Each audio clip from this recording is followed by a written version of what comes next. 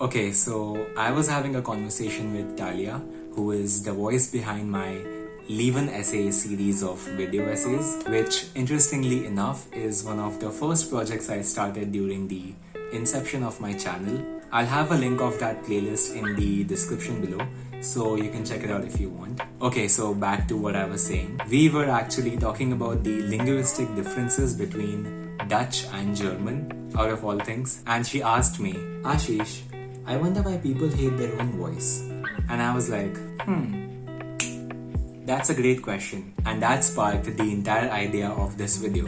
So here we are. The thing is, while we are talking, we are also listening to what we are saying. So in a sense, we get simultaneous auditory feedback of our speech in real time. Okay, that sounds way more complicated than it really is. So anyway, other than that, we also get one more thing, which is something called bone conduction, which is all the vibrations we produce while our teeth, jaws, and all our internal facial muscles make when they move while talking. So all those vibrations are transmitted all the way up to our ears through our bones on top of the auditory feedback which I just talked about. So when your brain registers this real-time feedback, it gets two inputs. A, the audio coming out of your mouth, which you're also listening to while you're talking, and B, all the vibrations which are produced while you're talking through, again, bone conduction. But things change when someone else hears us talking, because instead of two inputs, they get only one, which is the voice coming out of our mouths and not the vibrations or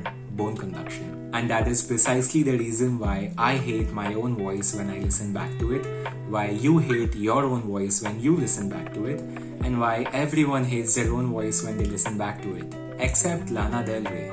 I don't think anyone can possibly hate Lana Del Rey. I mean, come on, let's be real. So when you listen back to a recording of your voice, you hate it because it doesn't totally seem like your voice. And the reason why it doesn't totally sound like you is because you're not getting the additional bone conduction input which you usually do. So if you ask a friend to listen to a recording of your voice and tell if it sounds any different, they wouldn't be able to tell any difference because they are listening to what they usually do anyway, which is your voice only.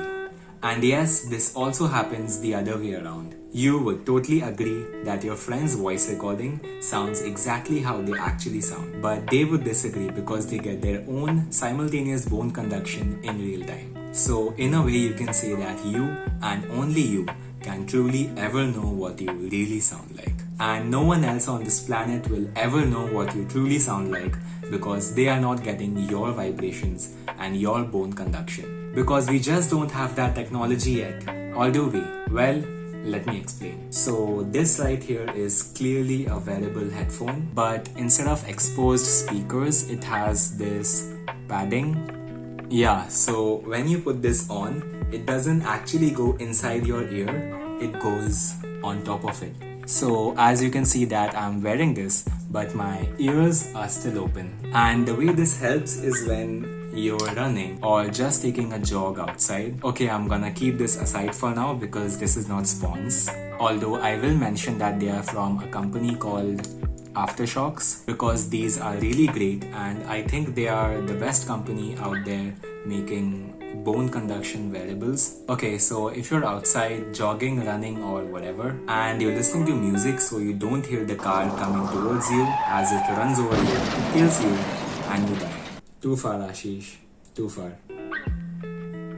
So when you're wearing one of these bad boys, as you're listening to music which you're listening through the bone conduction padding on this, so it also simulates a kind of tingly effect, so it feels like you're listening to the song inside your brain. So yeah, the entire point is that you're listening to music while your ears are also open, so you're also auditorily aware of your surroundings, which is obviously helpful when you're outside running and there are a lot of potential dangers around you, but there still isn't a way of recording your own bone conduction and your vibrations. So yeah, you're the only one who will ever truly know what you really sound like, and you will always hate it. And so will I.